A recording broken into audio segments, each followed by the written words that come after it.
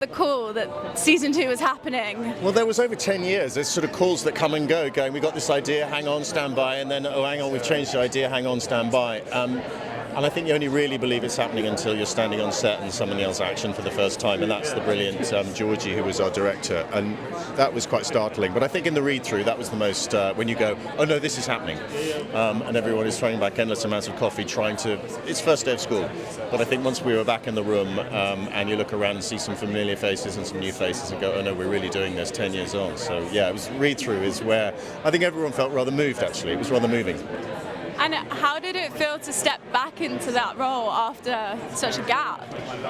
You know, it's like I was just quite delighted that I still sort of fitted into the same trousers. That was the triumph. It was sort of weirdly familiar, really.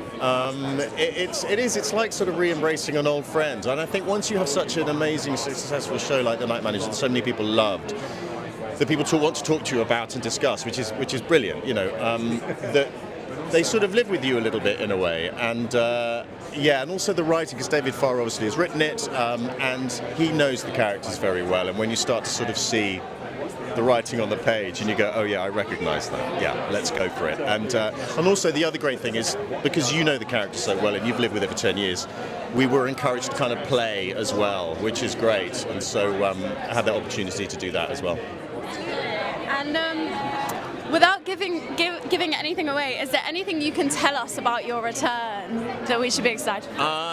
What can I tell you about the return? No spoilers. No spoilers. But I think, well, he's spent some time in prison, and which I think he found highly irritating. I think he successfully navigated it. I've always sort of said, I think he sort of felt he was sort of like the Noel Coward character in the old Italian Job. You know, he probably had a silk dressing gown and managed to navigate it. But I think he's angry, and there's unfinished business. And he wants to get on with things, so and we'll see if that happens. So my first question is, like, what's it like to be a part of like a show like this?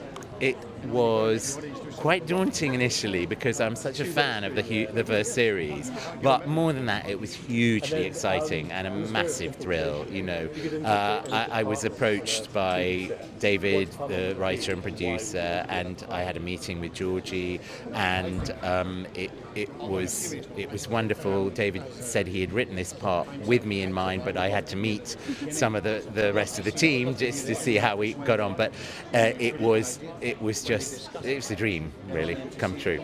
Absolutely. And why do you think fans love The Night Manager so much? What do you think that draw is for fans? Well, I think a lot of it is down to John le Carré and his brilliant writing and the complexity of his characters, where he kind of brings together political espionage with human complexity and flawed characters, and looks at the vulnerability of all these characters. And what David Farr has really achieved is, in this second series, he had no John le Carré novel to base it on. There wasn't a second Night Manager novel, and he has created and continued and developed these characters while introducing new ones, totally true to le Carré. So I think you'll get thrills, spills, twists and turns in the plot, and, you know, lovely action sequences and amazing kind of moments, but you will also hopefully really relate to the characters as human beings, and they're all complex and troubled in some way, and trying to find a family, you know.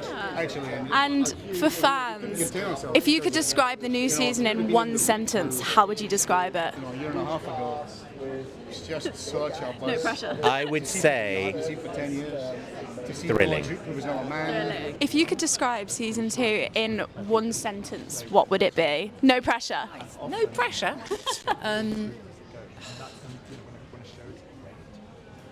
Oh God, I don't really know. It's like a roller coaster that takes you, like a global roller coaster with a lot of.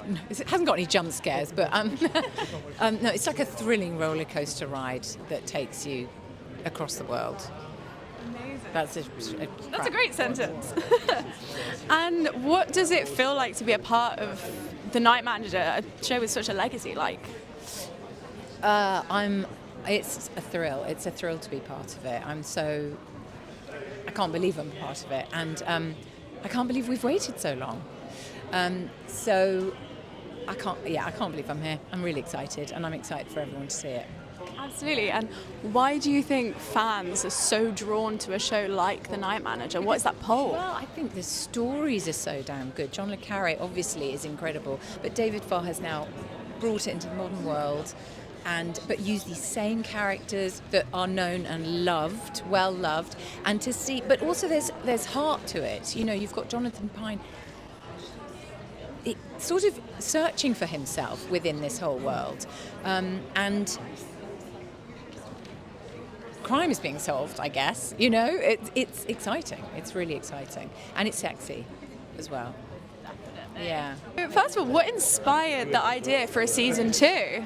Well, what inspired it weirdly was talking to John le Carré, David Cornwell, during the making, or just after the making of the first one. He said it needs to carry on. At the time I was like, but I've just adapted your book, nobody carries on le Carré, it's just a nonsense. And I didn't have any ideas, and I was very honest about that, and so for a while it didn't happen. But that was part 1. And then part 2, I had an idea. In the night, I suddenly had a very clear image of I'll tell you what it was, a black car is travelling through the hills in Colombia sometime in the past towards a little boy.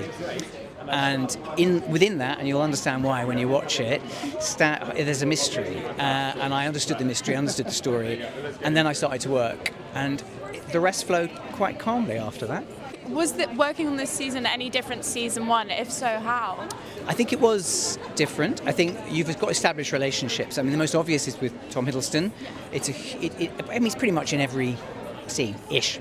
And by this point, of course, Tom is an ally, a friend, someone who knows the role as well as I do, probably better.